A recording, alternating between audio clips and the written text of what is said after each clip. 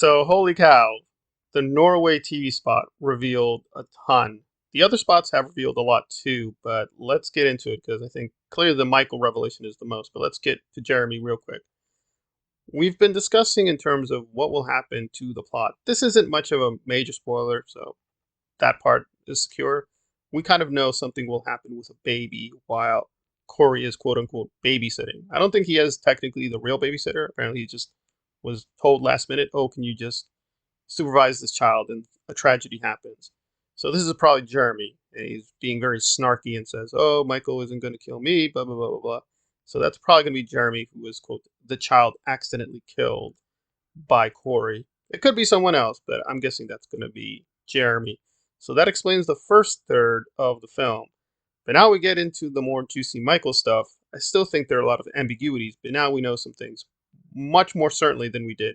So for a long time with the spots, we've seen a hand reach out for the Michael Myers mask. We don't quite know who the hand is. I think now we can say it is a man hand, and Wolfman Got Nards did guess that correctly.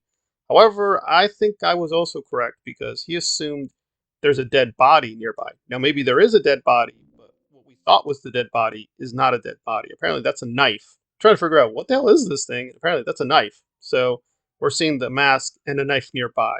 So we can guess this is Michael or the copycat, but it's definitely a man's hand now. So it's not Allison, it's not Laurie, but again, what is the context? Because again, the Michael Myers mask in this universe is normal. It's not unusual. So it could be Michael is recovering, quote, a normal mask from someone else or his own mask. He's not necessarily killed off Corey or the copycat to get back the mask, as some people thought. He could just be generically recovering the mask from a victim or someone else who had the mask for whatever reason. But now let's get to the massive revelation, which is Corey telling clearly to either Allison or Laurie, "Oh yeah, I saw Michael in the sewers," which is like, what? That's pretty shocking, and definitely complicates theories that he's the copycat because then he's admitting, "Oh, you and Michael have a connection. There's all these dead bodies. You and him are collaborating." Now it could be they are collaborating, but not collaborating the way we think, because why would he admit that straight out to Allison and or Lori, Well, it makes me think they do have some kind of connection, but it's not the copycat connection. And I think basically he's a very false leading clue. And it could be from what people are telling me, they saw the screenings and the leaks have been verified that yes, Corey is the copycat. I'm thinking, yes, in that film version, he was the copycat, but what they did is they switched out the scenes and they probably have two movies that they were working with. Quote, the fake movie they tested. Corey is the copycat, but the real movie is no, it's the other copycat. And I think that's Mathis. So I think that's really what's going on is they gave people a false screening to preserve the twist. I think the twist will be maybe Corey's a copycat, maybe he helps Michael, but he's not the main guy. So there is at least one other person, and that is the quote, real copycat. And that will be the final twist. And maybe Laurie is unmasking the copycat because she is screaming and presumably at unmasking. But if they know Corey and Corey has been around Allison and Corey admits to them, oh, we have a connection, why would they be screaming? There's no shock. So something's not adding up. So I'm guessing Corey at most is minor copycat, but there's a much bigger real copycat and he's lurking in the shadows now. How he and Michael met, what's his agenda, why is he doing this? Is he just obsessed with Michael?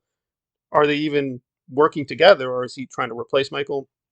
We don't know, but now we now know that certain things we thought were unclear have been clarified, but they're leading to more mysteries and puzzles and questions. I think basically, yeah, Corey is basically a false lead because, again, if people start getting killed and he admits straight out, oh, we have a connection, people are going to think, well, then you're helping him kill people, but I don't think he would do that. That doesn't make any sense.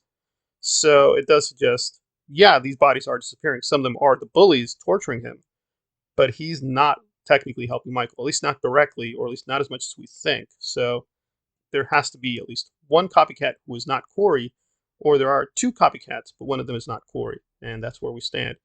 So it's a lot to go through, and a lot of people are nervous about the unmasking because it's pretty obvious that it can't be Corey because the person's too tall, he looks too old. That would suggest that is quote, the real copycat, and Michael Myers is still around somewhere, but we'll have to wait and see. But definitely, this complicates a lot of theories. I just assumed Corey has to be the copycat. Maybe he is, but he's not the only one. Or the relationship is not what we think it is. Because in the interview, David Gordon Green just says colleague. He doesn't talk about Corey. He says that Corey's going to have some connection to Michael, but not perhaps the one we think in our heads. So it's a lot to chew on.